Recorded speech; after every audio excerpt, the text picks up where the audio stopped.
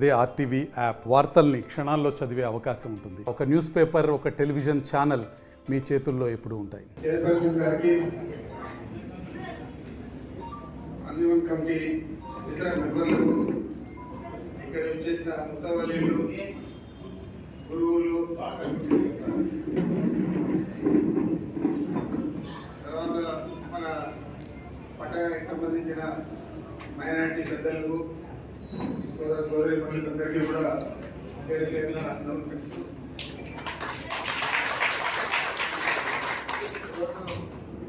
ప్రతి సంవత్సరం కూడా మనం ఇఫ్తియార్కి ఇక్కడ వస్తూ ఉన్నాం. ఈ సంవత్సరం ఎన్నికలకు ముందున్నాయి కాబట్టి చాలా తొందరగా నిన్నటిదాకా 10 రోజులు 8 జిల్లాల్లో బస్ యాత్ర చూశాను. రాత్రి ఆయన నెల్లూరు బయలుదేరాడు. మనకు ఈ బాధ్యతలు ఇచ్చిన ఈ జిల్లాలన్నీ అయిపోయాయి కాబట్టి ఈ రోజు నుంచి మన నియోజకవర్గంలో ప్రతి పంచాయతీ తిరగాలని చెప్పి ఈరోజు ఒక అర్థం పంచాయతీ పుంగూరు మండలంలో తిరగడం జరిగింది. అందుచేత నిన్నే అనుకొని ఈరోజు ఎలాగో వస్తూ ఉన్నాము. మనం విద్యార్థులకు అనుమతి ప్రకారం అటెండ్ అయితే బాగుంటుందని చెప్పి తొందరగా ముగించుకొని 6:30కి ఇక్కడ రావాలని చెప్పి 6 గంటలకి బయలుదేరి రావడం జరిగింది. చాలా సంతోషంగా ఉంది. గత సంవత్సరం కంటే ఈ సంవత్సరం ఇంకా మైనార్టీ సోదరులు ఈ సభకు హాజరైన వాళ్ళు చాలా. ఈరోజు మీరు చూస్తూ ఉన్నారు రాష్ట్రంలో రాజకీయ పరిమాణాలన్నీ ఏ విధంగా మారుతూ ఉన్నాయో.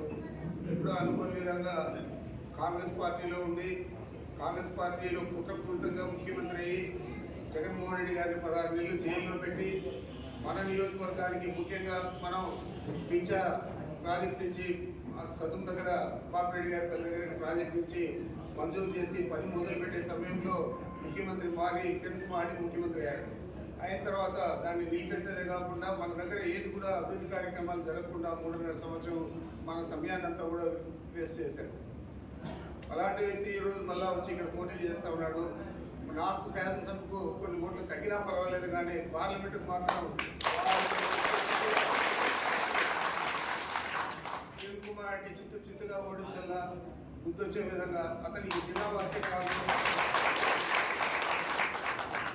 పుట్టింది హైదరాబాద్లో, పెరిగింది హైదరాబాద్లో, చదివింది హైదరాబాద్లో, రాజకీయం చేసింది హైదరాబాద్లో. శాసనసభలో స్వయంగా చెప్పాడు నేను హైదరాబాద్ వాసినేది సిగ్గు లేకుండా. మరి అలాంటి వ్యక్తికి ఇక్కడ ఇల్లు లేదు, ఇల్లు కూడా వాళ్ళ తమ్ముడు పేర్కొన్నాడు.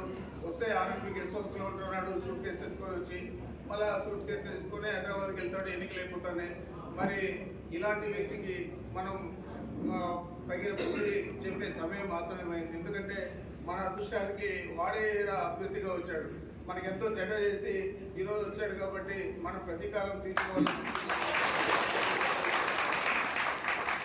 కూడా పీరియడ్లో కానీ ఇక్కడ కానీ ఏమీ చేయలేకపోయాము. అన్ని గట్టిగా అడ్డపడుతూ ఉన్నాడు. ఈరోజు మనం అధికారంలో ఉండి కూడా 3 ఇరిగేషన్ ప్రాజెక్టులు తీసుకొచ్చాము. తాగునీరు సాగునీరు ఇస్తామని చెప్పి వాటిని కూడా 90% పూర్తయినాక సుప్రీంకోర్టు దాకా పోయి స్టే తీసుకొచ్చాడు. మరి మనకు తాగునీళ్లకు గండికోట రిజర్వాయర్ నుంచి పైప్ లైన్ ద్వారా నీళ్లు తెచ్చే పరిస్థితి ఉంటే దాన్ని కూడా ఎన్జిటి కేసేసి ఎన్జిటీలో ఆఫ్ చేశారు. చంద్రబాబు ఒక విధంగా చెడ్డ చేస్తూ ఉంటే వీడు నేరుగా మనకు 3.5 సంవత్సరం చెడ్డ చేశారు. తెలుగుదేశం పార్టీ కానీ అట్లా బీజేపీ కానీ ఇద్దరు కూడా నాకు పూర్తిగా శత్రువులే ఈరోజు.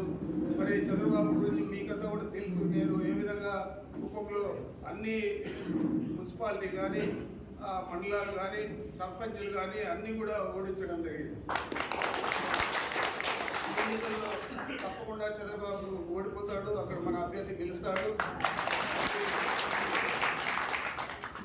ఆ విధంగా మనకిద్దరు బద్ధశత్రువులు, కిరణ్ కుమార్ రెడ్డి మాజీ ముఖ్యమంత్రిగా, చంద్రబాబు నాయుడు మాజీ ముఖ్యమంత్రిగా, వీళ్ళిద్దరూ కూడా కలిసి పోటీ చేస్తే కూడా మనకు ఒక ఓటు కూడా లేకపోతే కూడా వైఎస్ఆర్ కాంగ్రెస్ పార్టీకి అప్పుడు నేను శాసన మండలి సభ్యుల్ని ఫస్ట్ గెలిపించి జగన్మోహన్ రెడ్డి గారికి ఫస్ట్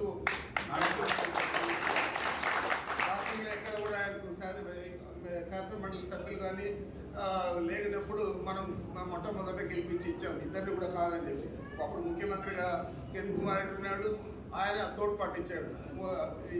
వీళ్ళిద్దరూ కూడా వాళ్ళ క్యారెక్టర్ ఏంది. మరిన్ని వీడియోస్ కోసం ఛానల్ ని సబ్స్క్రైబ్ చేయండి, లేటెస్ట్ అప్డేట్స్ కోసం వాట్సాప్ ఛానల్ ని ఫాలో చేయండి అండ్ లింక్ డిస్క్రిప్షన్ లో ఉంది.